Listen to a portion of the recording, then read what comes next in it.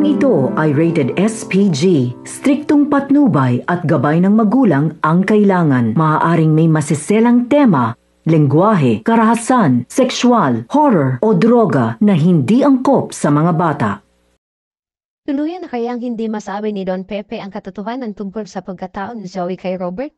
Magandang araw at eto na nga tayo sa ating pinakaabangang tagpo sa abot kamay na pangarap. Welcome to my channel. Please don't forget to like, comment, and click the bell button para lagi kayong updated sa aking mga video.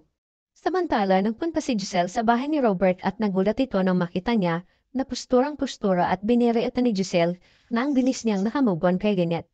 Sabi ni RJ ay may kakausapin siya na dean ng med school tungkol sa kanyang kaso.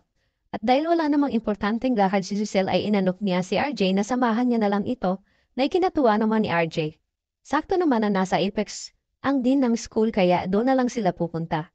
Natuwa naman si Giselle dahil nakikita niyang seryoso na si RJ na makabalik ng med school. Sabi naman ni RJ gusto niya talagang makabalik sa pagiging doktor dahil alam niya ito ang sinasabi ng puso niya. Naitanong naman ni Giselle kung nagkausap na sila ng papa niya pagkatapos ng hindi nila pagkakaintindihan. Hindi naman nakasagot si Robert at sinabihan siya ni Giselle na tinatawagan siya ng papa niya. Sabi ni Robert hindi niya na ito sinagot dahil galit pa din siya. Kaya uunahin niya na lang muna ang med school at baka kung ano naman ang sabihin niya sa kanya ng papa niya at ayaw niyang masira ang araw niya. Tsaka na lang niya iisipin kung kakausapin niya ang papa niya. Kaya pinayuhan siya ni Giselle na kailangan niyang kausapin ang papa niya dahil aalis ito mamayang gabi papuntang US. Hindi naman alam ni Robert na aalis ang kanyang papa. Sabi naman ni Giselle, hindi niya alam kung business ang gagawin o baka may iba siyang gagawin na hindi natin alam. Alam naman natin na malihin din ang kanilang papa. At nagyaya na si Robert na umalis sila ni Giselle kaya hindi niya namalaya na naiwan niya pala ang telepono niya sa bahay. Bilang banda naman, hindi pa din makapaniwala si Don Pepe sa nalaman niya na hindi niya adugo si Zoe. Kaya naisip niyang tawagan agad si Robert ngunit hindi ito sinasagot ang tawag niya at kinagalit naman ni Don Pepe at sinabing sumagot ka Robert dahil kailangan mong malaman na hindi mo anak si Zoe. Subalit bigo siyang makausap si Robert dahil naiwan ang telepono niya sa bahay nila at ang katulong ang nakasagot sa tawag niya. Sabi naman ang katulong aalis lang niya yung Ma'am Giselle niya at papunta sila ng Apex kaya dali-dali niyang binaba ang telepono at hindi na siya nag-aksaya pa ng oras para maabutan si Robert sa Apex. Samantala, sa bahay ni Carlos, masayang pinaghanda ng pagkain ni Lynette si Carlos at biglang naitanong ni Carlos kay Lynette kung ayaw niya na bang magkaanak dahil hindi siya nagbibiro sa sinabi sa kanya kahapon. Nagulat naman si Lynette sa naging tanong ni Carlos at sinabi niya na matanda na siya para magbibi pa sila. Bigla naman sumimangot itong si Carlos at naikwento niya na meron siya maging pasyente na mas matanda sa kanya pero nagkaanak ng maayos. Para lang hindi magalit si Carlos ay sinabi lang sa kanya ni Lynette na kung magkakabibi sila ay tatanggapin niya lang ito dahil blessing ito sa kanila at ang gusto ni Lynette ay maging masaya silang dalawa. Pero gusto talagang mag-anak ni Carlos si Lynette para maging isang ganap silang pamilya. Sabi naman ni Lynette may anak naman sila si Harry at Annalyn at mukhang naiinis na itong si Carlos at sinabi niya na magiging masaya lang siya kapag nagkaanak siya at sa taong mahal niya at ang pinakasalan niya walang iba kundi si Lynette yon. Hindi naman nakaimik si Lynette sa sinabi ni Carlos. Maya-maya ay nabanggit ni Lynette kay Carlos kung ano na ang balita sa gagawa ng kwarto ni Annalyn. Kunwari nakalimutan niya ito kaya humingi siya ng pasyensya kay Lynette dahil nakalimutan niya ito dahil sa dami ng trabaho niya. Nagsabi si Lynette sa kanya na kung siya na lang ang kakausap pero pinigilan siya ni Carlos na siya na lang ang kakausap. Talagang gumagawa si Carlos ng mga dahilan kay Lynette para lang hindi makabalik si Annalyn sa bahay nila. Humingi din ng pasyensya si Lynette dahil miss na niya si Annalyn dahil buong buhay niya ay sila ang magkasama. Nainis naman si Carlos sa sinabi ni Lynette na ilang araw pa lang naman siya wala sa bahay nila at pinasabi niya si Lynette kung kulang pa ba siya nakasama niya. Mainis sa mukha ni Carlos dahil kung na lang Annalyn ang sinasabi ni Lynette kaya sinabihan siya nito na panahon na para masanay siya dahil kapag nagkaroon na sila ng sariling pamilya at sariling baby ay hindi niya na mamimiss si Annalyn dahil may sariling anak na sila. Napapaisip naman si Lynette sa mga sinasabi ni Carlos at parang gusto nitong kalimutan niya na si Annalyn. Sa kabilang banda naman sa Apex Parking kaagad nakarating si Don Pepe.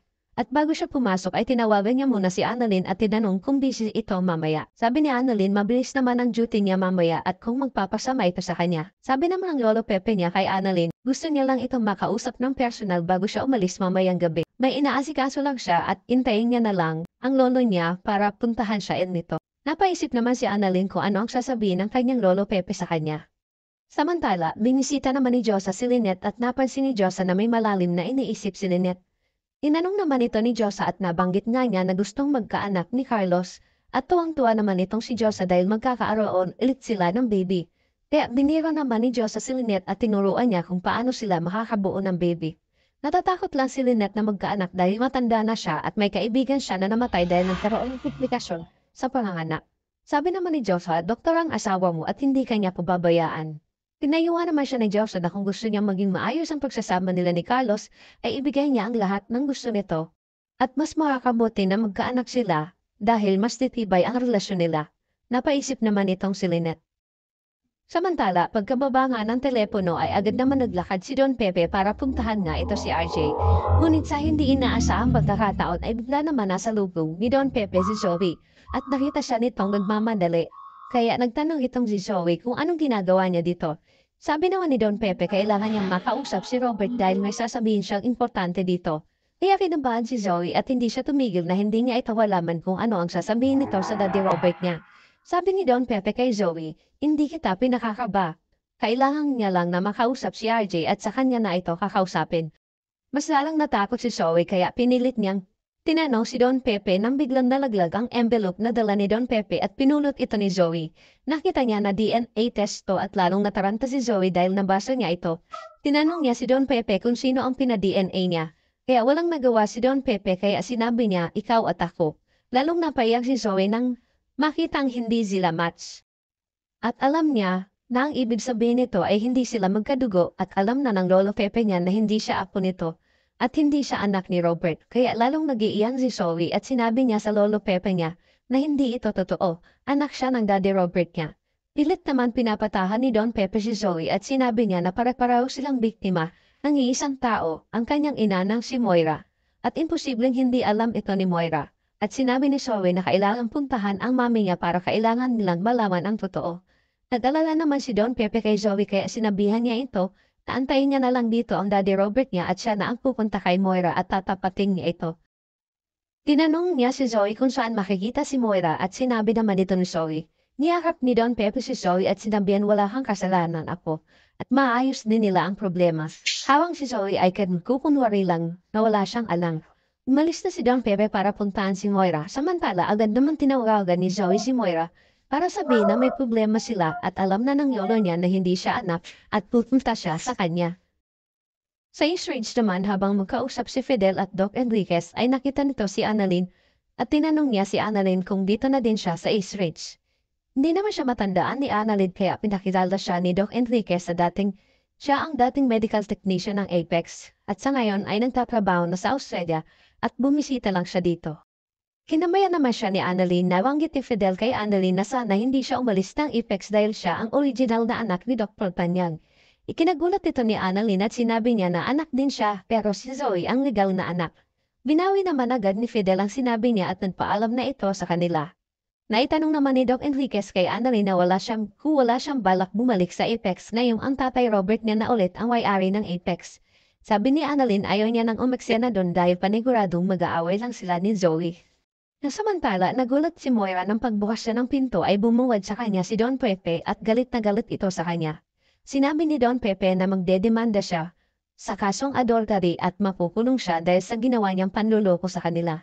Dumating naman si Zoe habang nagtatalo ang dalawa kunwari sinasabihan niya si Moira na magsabi na ito ng totoo at biglang sinampal ni Don Pepe si Moira. Samantala, magkasama naman si Harry at Annalyn habang inaantay ang pagdating ng Lolo Pepe niya at nag-aalala na sila dahil kanina pa niya ito tinatawagan at tinetext pero hindi sumasagot.